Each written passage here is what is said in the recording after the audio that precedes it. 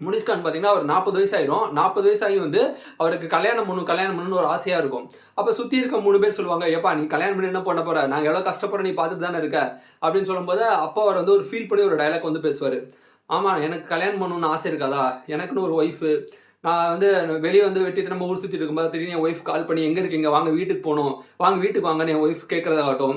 Night தூங்கும்போது என் wife, நானு என் wife நடுவுல 2 குழந்தைங்க. அவங்கள தட்டி நான் வந்து அவங்கள தூங்க வைப்பேன். ஸோ அந்த மாதிரியான ஃபீல்லாம் பார்த்தீங்கன்னா, ரொம்ப நல்லாருக்கும். நான் கல்யாணம் பண்ண ஆசைப்படுறேன். இப்பவும் 40 வயசாகி வந்து அந்த கல்யாண ஆசைக்காக இயங்கக்கூடிய ஒரு மனுஷன வந்து முனிஷ்கான் வந்து காமிச்சிருக்காங்க. அந்த எமோஷன வெளிப்படுத்தின அவரோட ஆக்டிங் ஆகட்டும், அந்த மாதிரி சிச்சுவேஷன்ல இப்பவும் நெறைய மனிதர்கள் நம்மளால பார்க்க முடியுது.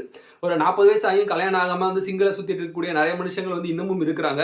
ஆனா அவங்களுக்குள்ள இந்த மாதிரி ஒரு உணர்வு வந்து இருக்க தான் செய்யும். என்னதான் வந்து கசமுசா, செக்ஸு அதெல்லாம் ஒரு பக்கம் இருந்தாலும், ஒரு அந்யோன்யம், அன்பு, அஃபெக்ஷன், லவ்வு ஒரு குழந்தைய வந்து நம்ம ஒரு ஒரு குழந்தைய